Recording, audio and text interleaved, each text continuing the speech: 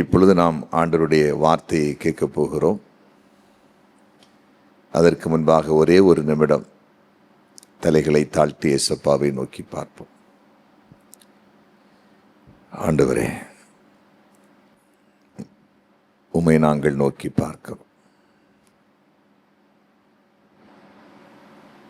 கர்த்தர் உயர்ந்தவராயிருக்கிறீர். நீர் உயர்ந்தவராயிருந்தும் தாழ்மையுள்ளவர்களை நோக்கி பார்க்கிறேன். தன்னை தாழ்த்தி வெறுமையாக்கி உம்முடைய முகத்தை தேடுகிற ஒவ்வொருவருக்கும் நீங்க அற்புதங்களை செய்கிறவராயிருக்கிறீர். இந்த இரவு வேளையிலே பல நிலைகளில் இருக்கிற தேவ பிள்ளைகள் உண்டு. தன்னுடைய குடும்ப தலைவரால் சமாதானத்தை இழந்தவர்கள் உண்டு. தன்னுடைய குடும்ப தலைவிகளினால் சமாதானத்தை இழந்தவர்கள் உண்டு. பிள்ளைகளினால் சமாதானத்தை இழந்தவர்கள் உண்டு. பண நெருக்கடியில் சமாதானத்தை இழந்தவர்கள் உண்டு. பாவ பழக்கத்தினால் சமாதானத்தை இழந்தவர்கள் உண்டு. தொழிலில் நஷ்டமடைந்து சமாதானத்தை இழந்தவர்கள் உண்டு. விபத்திலே சிக்குண்டு சமாதானத்தை இழந்தவர்கள் உண்டு. கொடிய வியாதி தாக்கி சமாதானத்தை இழந்தவர்கள் உண்டு. வழக்குகளில் சிக்குண்டு சமாதானத்தை இழந்தவர்கள் உண்டு. எதிரிகள் நிமித்தம் சமாதானத்தை இழந்தவர்கள் உண்டு. சிலர் துரோகம் பண்ணதினால் சமாதானத்தை இழந்தவர்கள் உண்டு. எந்த சூழ்நிலையில் எந்த காரியத்து நிமித்தம் சமாதானத்தை இழந்திருந்தாலும் ஆண்டவர் அதை பார்த்து அந்த இடத்தை சரிப்படுத்துங்க. நல்ல ஒரு சமாதானமுள்ள இருதயத்தை இப்போ கொண்டு வந்துருங்க, கொடுத்துருங்க. நம்முடைய பிள்ளைகளுக்கு சூழ்நிலைகளை சாதகமாக்குங்க. எதிரான காரியங்களை அழித்து போடுங்க. எதிர் சக்திகள் அழியட்டும். பிசாசின் தாக்குதல் இயேசுவின் நாமத்தில் அழியட்டும். பிசாசினால் தூண்டப்பட்டு நம்முடைய பிள்ளைகளுக்கு எதிராக யுத்தம் செய்கிற ஆட்கள் தொடப்படுவார்களாக. இயேசுவின் நாமத்தில் தொடப்படுவார்களாக. சில துன்மார்க்கர்கள் நிமித்தம், வேதத்தின்படி நடக்காத நிமித்தம், கீழ்ப்படியாத நிமித்தம் குடும்பங்களுக்குள் சமாதானம் இல்லை, ஆசீர்வாதம் இல்லை. அவர்கள் ரட்சிக்கப்படுவார்களாக. இயேசுவின் நாமத்தில் தொடப்படுவார்களாக. ஆண்டவருடைய பிள்ளைகளாய் மாறுவார்களாக. வேதம் வாசிக்காதவங்க, ஜெபிக்காதவங்க, சரியாய் ஆலயங்களுக்கு செல்லாதவங்க இயேசுவின் நாமத்தில் தங்கள் வாழ்க்கையிலே மாற்றங்களை காண்பார்களாக. எக்ஸாம் எழுதி கொண்டிருக்கிற பிள்ளைகளுக்கு ஞானத்தை கொடுங்க. எக்ஸாம் எழுத போகிற பிள்ளைகளுக்கு ஞானத்தை கொடுங்க. வேலைக்கு முயற்சி பண்ணுறவங்களுக்கு வேலையை கொடுங்க. புதிய தொழில் வாய்ப்புகளுக்காக ஆண்டவர் வியாபாரத்தை முயற்சி பண்ணுங்க, அந்த வழிகளை வாய்க்க பண்ணுங்க. தொழில் வியாபாரம் பண்ணுகிற எல்லாரையும் ஆசீர்வதிச்சிருங்க. கர்த்தருக்கு ஊழியம் செய்கிற தேவ பிள்ளைகளை ஆசீர்வதிச்சிருங்க.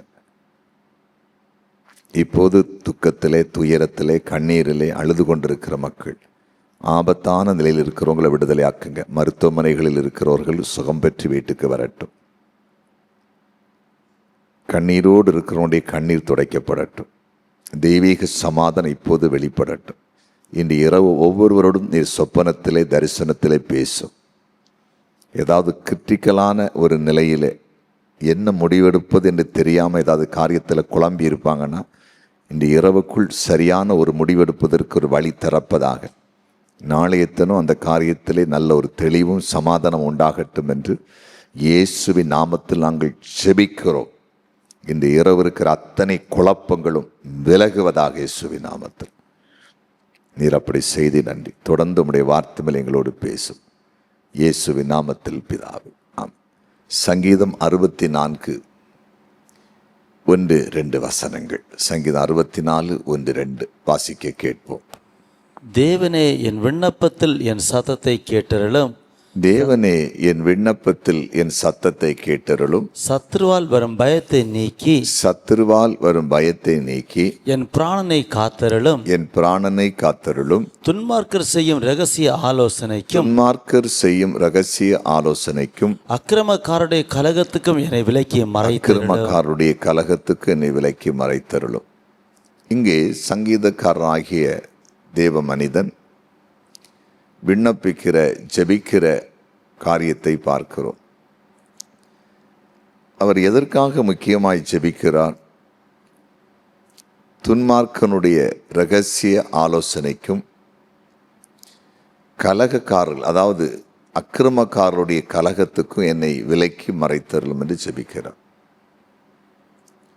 துன்மார்க்கர்கள் போடுகிற இரகசிய ஆலோசனைகள், ஒரு காரியத்தை செய்வதற்கு முன்பாக ஆலோசிப்பாங்க. நீதிமான்களாக இருக்கட்டும், பரிசுத்தவான்களாக இருக்கட்டும், யாரானாலும் சரி, இந்த பூமியில் ஒரு திட்டத்தை நிறைவேற்றுவதற்கு முன்பாக அந்த திட்டத்தை குறித்து பிளான் போட்டு ஆலோசித்து இந்த காரியத்தை செயலாற்ற விரும்புவாங்க. அதே போலதான் துன்மார்க்கர்களும் மற்றவர்களுக்கு விரோதமாய் தீமை செய்யும்படிக்கு இதெல்லாம் ரகசிய ஆலோசனை பண்ணுவாங்க. இந்த ரகசிய ஆலோசனை போடும்போதே கர்த்தரை அபத்தமாக்கணும். சீரிய ராஜா இஸ்ரவேல் ராஜாவுக்கு விரோதமாக, இஸ்ரவேல் ஜனங்களுக்கு விரோதமாக ரகசியமாக பள்ளி அறையில் திட்டம் போடுறான். ஆனால் தேவன் எலிசா தீர்க்கதரிசிக்கு அதை வெளிப்படுத்தி சொல்லி, இஸ்ரவேல் ராஜாவுக்கு சொல்லி அந்த திட்டத்தை தகுடுபடியாக்குறார். அப்படின்னு அந்த திட்டம் பலிக்காமல் போச்சு. அது தீர்க்கதரிசி வெளிப்படுத்தி சொன்னனால தங்களை காத்து கொண்டாங்க.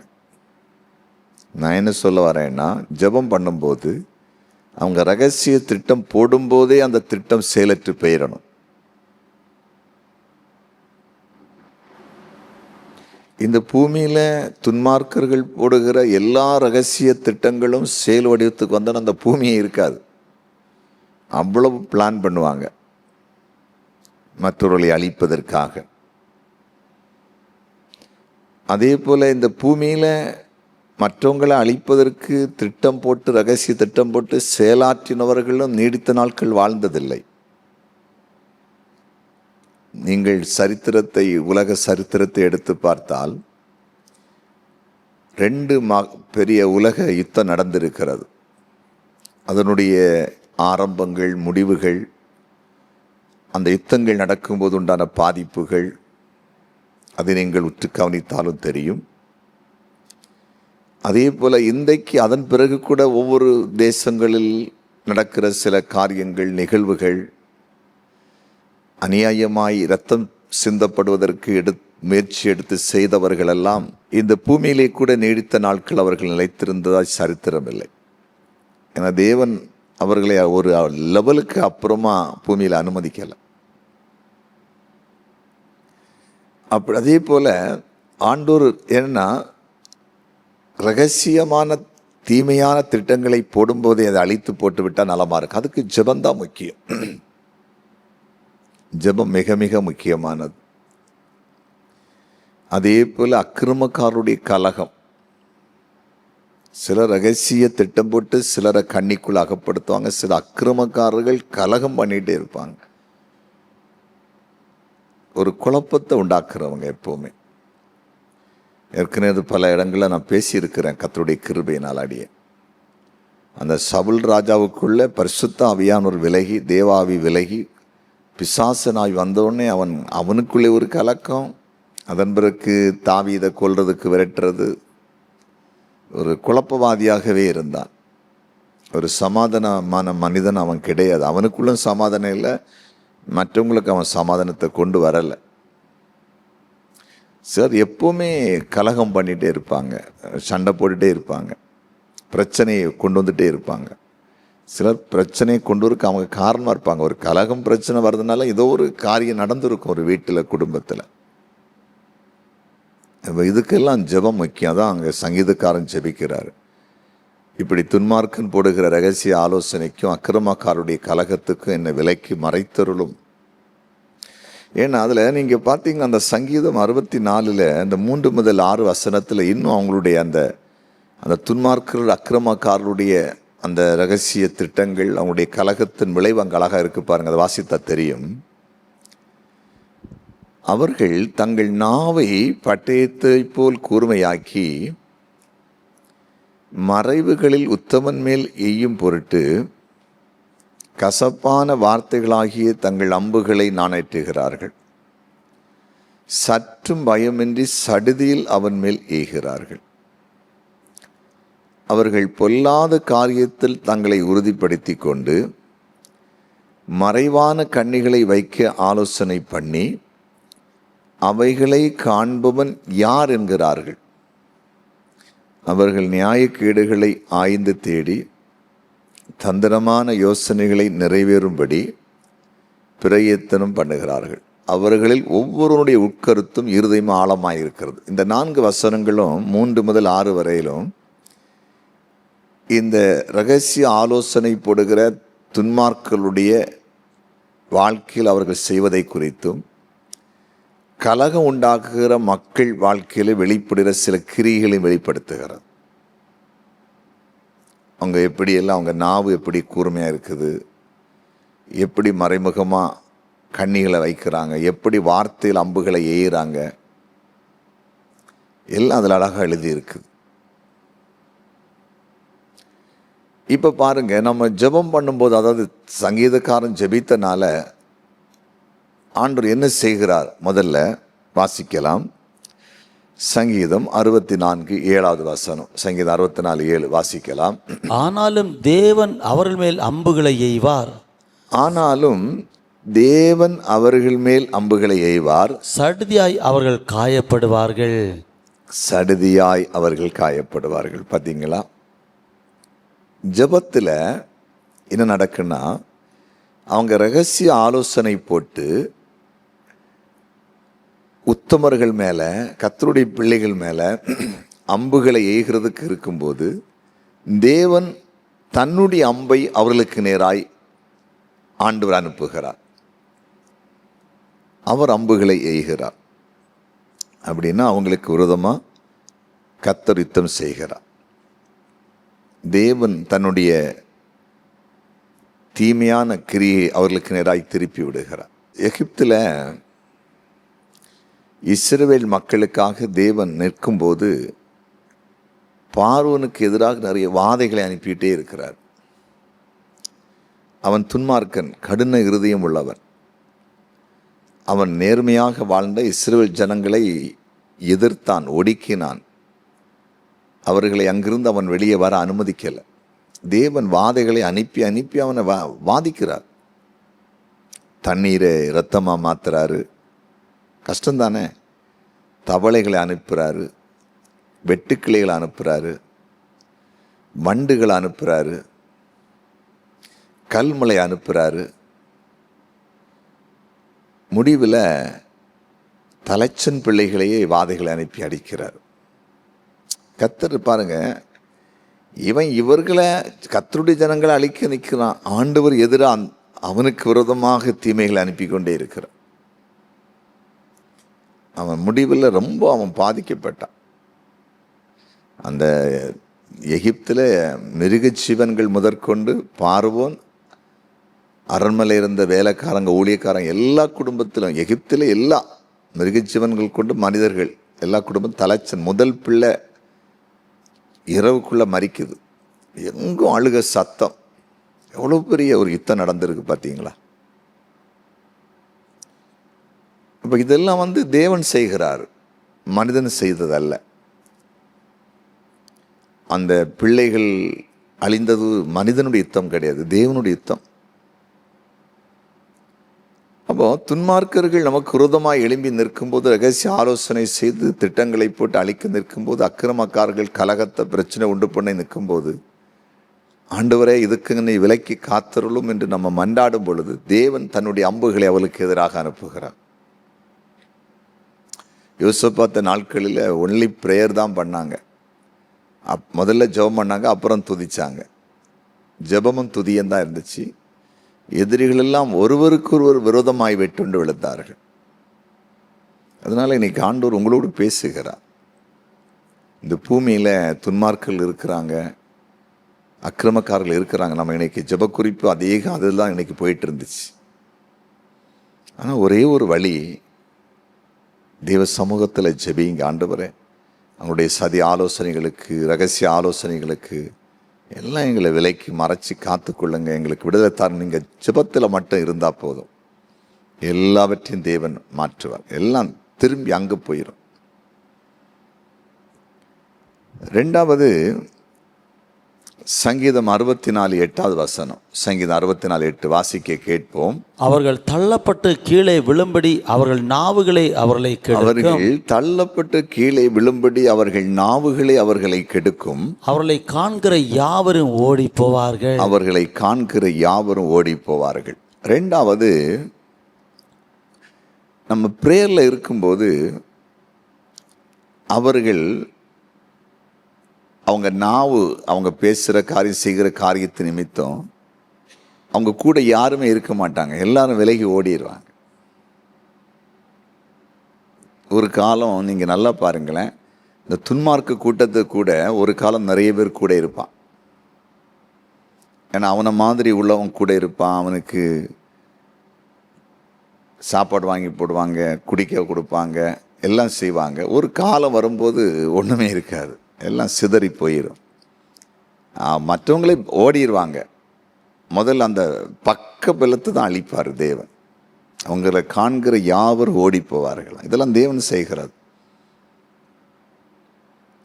ஆண்டவர் செய்கிறது.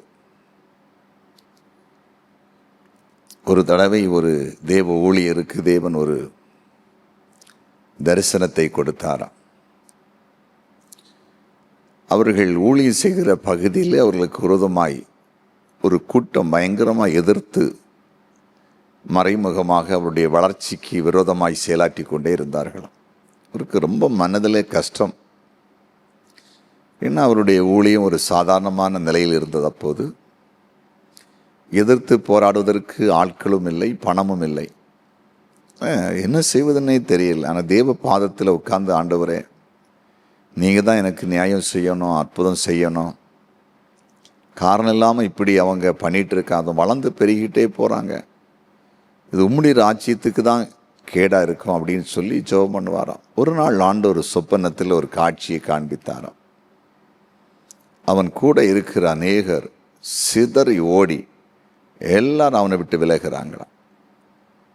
அவன் மட்டும் தனியாக நிற்கிறான், ஒன்றுமே இல்லை. கூட நின்று அநேக அந்த பலவான்கள், அவனை நடத்தினவர்கள், அவனுக்காக போய் அடித்தடி சண்டையில் ஈடுபட்டவங்க எல்லாம் விலகிட்டாங்க. அதான் சொப்பனம். இவர் அந்த சொப்பனத்தை பார்த்து ஒரு சில வாரங்களுக்குள்ள ஒன்று அங்கே அவர்களுக்குள்ள பிரச்சனை வந்து கூட இருந்த அத்தனை பேர் ஒன்றுன்னா விலகி போயிட்டாங்க. என்ன நடந்துன்னே தெரியாது, அவ்வளோதான், எல்லாம் முடிஞ்சு போச்சு. அவருடைய அந்த ஊழியத்திற்கு சபைக்கான எதிர்ப்பு முடிந்து போனது. அவருடைய திருச்சபை, அவருடைய ஊழியம் வளர ஆரம்பித்தது. அவர் சொல்லும்போது அதில் நானே யுத்தம் பண்ணவே இல்லை, நான் தேவனிடத்தெல்லாம் சொன்னேன், கர்த்தர் தான் அந்த காரியத்தை செய்தார். ஏன்னா நான் அவங்க அழிஞ்சு போகணுன்னு ஜெபிக்கலை. ஆண்டவரே, உம்முடைய ராஜ்யத்துவம் எனக்கு ரொம்ப யுத்தம் பண்ணுறாங்கப்பா, எனக்கு யார் இருக்காங்க, நீங்கள் எனக்கு உதவி செய்யுங்கன்னு கேட்டேன். அந்த தந்திரங்களுக்கு என்னை விலக்குன்னு தான் கேட்டேன். ஆண்டவர் கிரியை செய்தார்னு சொன்னார். ஒரு சொப்பனத்தை கொடுத்து உறுதிப்படுத்தி தேவன் அந்த காரியத்தை செய்ததாக அந்த காரியத்தை அறிய முடிந்தது. தேவ பிள்ளைகளே, நம்ம எவ்வளோதான் யுத்தம் செய்தாலும் இந்த பூமியிலே ஜெயித்து விட முடியாது. தேவன் ஒருவர் நமக்காக யுத்தம் பண்ணுவாரானால், நமக்கு எதிராக யுத்தம் பண்ணுகிற துன்மார்க்க கூட்டத்துடைய பலத்தை குறைக்கும்படிக்கு அவங்க காண்கிறெல்லாம் ஓடுவாங்க, கூட இருக்கிறவங்களும் ஓடிடுவாங்க, காண்கிறெல்லாம் ஓடி போயிடுவாங்க. அப்படி ஒரு சூழ்நிலையை உருவாக்குவார், தேவன் உருவாக்குவார். மூன்றாவது, சங்கீதம் 64:9 64:9 வாசிக்க கேட்போம். எல்லா மனுஷரும் பயந்து எல்லா மனுஷரும் பயந்து தேவனுடைய செயலை அறிவித்து அவர் கிரியையை உணர்ந்து அவருடைய கொள்வார்கள். கிரியை உணர்ந்து கொள்வார்கள். இப்படிப்பட்ட காரியம் நடக்கும்போது அப்படின்னா ரகசிய திட்டங்களை போட்டு கலகங்களை உண்டு பண்ணி கர்த்தருடைய பிள்ளைகளுக்கு விரோதமாய் கிரியை செய்ய நினைக்கிறவர்கள் கர்த்தருடைய பிள்ளைகள் செபிக்கிறதுனால அம்புகளை தேவன் அவர்களுக்கு எதிராக அனுப்பும் போதும் அவர்களை விட்டு எல்லாரும் ஓடி போகும்போதும் அவர்கள் தாழ்த்தப்பட்ட நிலைக்கு போகிறதை கண்டு ஒரு கூட்டம் தேவனுடைய கிரியைகளை உணர்ந்து கொள்வார்களாம். தேவனுடைய அற்புத செயலை காண்பார்கள். தேவன் கிரியை செய்கிறார் என்பதை உணர்வார்கள். தானியேலுக்கு விரோதமாக எழும்பின கூட்டம் தானியேலை அழிக்க முடியலை. ஆனால் அவங்க அழிச்சிட்டாங்க. ராஜா அவர்களை சிங்கக்கவியிலே போட சொன்னான். தானியேலை போட்ட பொழுது தானியேல் சிங்கத்தினால் சேதப்படுத்த முடியலை. கர்த்தர் வாயை கட்டி வைத்திருந்தால் வெளியே வந்து விட்டான். ஆனால் அவர்களை உள்ளே போட்டபோது சிங்கம் எல்லாத்தையும் அழிச்சு போட்டு பீறி போட்டு எல்லாம் மறிச்சிட்டாங்க. இப்போ அங்கே தானியேலை தேவன்தான் ஜீவனுள்ள தேவன் கர்த்தர் தேவன் என்பதை அங்கே எல்லாரும் பறைசாட்ட ஆரம்பிச்சிட்டாங்க. ராஜாவே முதல்ல அறிக்கையிட்டார். எல்லாருமே சொல்ல ஆரம்பிச்சிட்டான். ஒரு புறஜாதி ராஜா. இப்போ தேவன் செயலாற்றும் பொழுது ஒரு காலம் வரும் பொழுது கர்த்தர் கிரியை செய்கிறார் என்பது எல்லாரும் உணருவாங்க. தேவ பிள்ளைகளுக்கு விரோதமாக யாரும் நிற்க முடியாது. தேவ ஜனத்துக்கு விரோதமாய், பரிசுத்தவான்களுக்கு விரோதமாய், நீதிமான்களுக்கு விரோதமாய், உண்மையாய் வாழ்கிறவங்களுக்கு விரோதமாய், உண்மையாக வேலை செய்கிறவங்களுக்கு விரோதமாய், உண்மையாக தொழில் செய்கிறவங்களுக்கு விரோதமாய், ஒரு டிபார்ட்மெண்ட்டில் நேர்மையாக வேலை பார்க்குறவங்க விரோதமாய் எழும்புற கூட்டம்தான் அழியுது. அவங்கள அழிக்க முடியலைங்கிறத மற்றவங்க அறிந்து கொள்ளுகிற நேரமும் காலம் வரும்போது எல்லாரும் தேவனை குறித்து பயப்பட ஆரம்பிப்பாங்க. அவருடைய கிரியை அறிந்து அநேகருக்கு அறிவிப்பாங்களாம். இது நடக்கும். உங்கள் வாழ்க்கையில் கூட இன்றைக்கு ஆண்டவர் இப்போ பேசி கொண்டிருக்கிறார். சில நேரத்தில் நீங்கள் நேர்மையாய், உண்மையாய், நீதியாய், பரிசுத்தமாய் நீங்கள் வாழ்ந்தும் சில காரியங்களை செய்தும் துன்மார்க்க கூட்டம் உங்களுக்கு விரோதமாய் எதிர்த்து உங்களை கண்ணீர் வடிக்க வைத்து கொண்டிருந்தால் உங்கள் ஜெபத்தை ஆண்டவர் கேட்டு கிரியை செய்ய போகிறார். அற்புதங்கள் நடக்கப் போகுது. சுற்றி இருக்கிற மக்கள் தேவனுடைய அற்புத செயலை காணப்போகிறார்கள், உணரப்போகிறார்கள், அறியப் போகிறார்கள். நீங்களும் உணர்வீங்க. சுற்றி இருக்கிறவங்களே கர்த்தருடைய கிரியை உணர்வாங்கன்னா நீங்கள் உணர மாட்டீங்களா? கண்டிப்பாக உணர்வீங்க. கண்டிப்பாக உணர்வீங்க. நாட்களில் ஒரு நாள் தேவன் என்னோடு பேசினார். யுத்தங்கள் நடக்கட்டும் அப்படின்னா தேசத்தில் இல்லை, பரிசுத்தவான்களுக்கு விரோதமாய், நீதிமான்களுக்கு விரோதமாய் யுத்தங்கள் செய்கிறாங்கல்ல, எழும்பட்டும். அந்த யுத்தத்தில் ஜெயம்னு ஒன்று இருக்குல்ல, தோல்வின்னு ஒன்று இருக்குல்ல. தேவ பிள்ளைகளுக்கு ஜெயமும், தேவன் அல்லாமல் நீதிக்கு விரோதமாக யுத்தம் பண்ணுவதற்கு தோல்வி உண்டாகும் அப்படின்னு சொல்லி ஒரு காரியத்தை விளக்கினார் தேவன் என்னோடு. பிரச்சனைகள், போராட்டங்கள், நெருக்கங்கள் சில மனிதர்களுக்கு இந்த பூமியில் வரும்போது சோர்ந்து போகிறாங்களா, அவங்க சோர்ந்து போக விடக்கூடாது. ஒரு நாள் அதை செய்தியாக்கி மக்களுக்கு பேசும்படிக்கு என்னிடத்துல சொல்லி இருக்கிறார். நான் முன்பாகவே அந்த காரியத்தை உங்களுக்கு சொல்லுகிறேன். தேவன் நல்லவர், கர்த்தர் பெரியவர், அவர் உங்களோடு கூட இருப்பார். பயப்படாதீங்க. பெரிய காரியத்தை இயேசுப்பா செய்வார். கடைசியாக சங்கீதம் 64:10 வசனம் வாசிக்க கேட்போம். சங்கீதம் 64:10 வாசிக்க கேட்போம். நீதிமான் கர்த்தருக்குள் மகிழ்ந்து அவரை நம்புவான். நீதிமான் கர்த்தருக்குள் மகிழ்ந்து அவரை நம்புவான். செம்மையான இருதயம் உள்ளவர்கள் யாவரும் மேன்மை பாராட்டுவார்கள். செம்மையான இருதயம் உள்ளவர்கள் யாவரும் மேன்மை பாராட்டு. அப்படின்னா நீதிமான் தான். இந்த ஜெபித்தவன் நீதிமான், விண்ணப்பம் பண்ணினவன் நீதிமான். அவன் இப்போது மகிழுவான். இன்னும் அவன் கர்த்தரை நம்புவான். ஏனென்றால் இப்போது நடக்கிற கிரியைகள் எல்லாம் இவர்களுக்கு சாதகமாகவும் இரகசிய ஆலோசனைகளையும் திட்டங்களையும் போட்ட துன்மார்க்க கூட்டத்து விரோதமாய், அக்கிரமக்கள் விரோதமாய் கர்த்தர் கிரியை செய்கிறதுனால இவங்க இப்போ கர்த்தருக்குள்ள சந்தோஷப்படத்தக்கதான சூழலை உருவாகுது. ஒரு நாள் கஷ்டப்பட்ட இவர்கள் இப்போ சந்தோஷப்பட ஆரம்பிக்கிறாங்க. யோசபாத்துக்கு விரோதமாய் எழும்பின கூட்டம் தன்னைத்தானே வெட்டுண்டு விழுந்தவுடன் அவர்கள் பெராக்காவில் கூடி ஸ்தோத்திரம் பண்ணிட்டு கர்த்தருடைய ஆலயத்துக்கு தம்புருக்களை, இசைக்கருவிகளை மீட்டு பாடி மகிழ்ச்சியோடு வந்தாங்க. பைபிள் இருக்கு 2 20 அதிகாரத்தில். எல்லாரும் எருசலேமுக்கு வராங்க. முதல்ல அவசரமாக ஒரு இடத்துல கூடி ஸ்தோத்திரம் பண்ண இடம் தான் பெராக்கா, நன்றி செலுத்தின இடம். அடுத்தது சந்தோஷத்தோடு கர்த்தருடைய ஆலயத்துக்கு வந்தாங்க மகிழ்ச்சியோடு.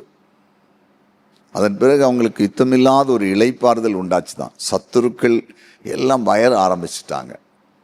அப்போ ஒரு குறிப்பிட்ட காலம் வரை தான் யுத்தம் நடக்கும். அந்த குறிப்பிட்ட காலத்துக்குள்ளே அந்த யுத்தங்கள் ஓய ஆரம்பிக்கும். அதன் பிறகு தேவ பிள்ளைகள் ஜெயம் எடுக்க ஆரம்பிப்பார்கள். அவர்கள் தலை உயர்த்தப்படும். சங்கீதம் 27 தான் இருக்குது. இப்பொழுது என் தலை என்னை சுற்றி இருக்கிற சத்துருக்களுக்கு மேலாக உயர்த்தப்படும். சங்கீதம் 23 ஆண்டு சொல்லுகிறார், அங்கே வசனம் இருக்குது.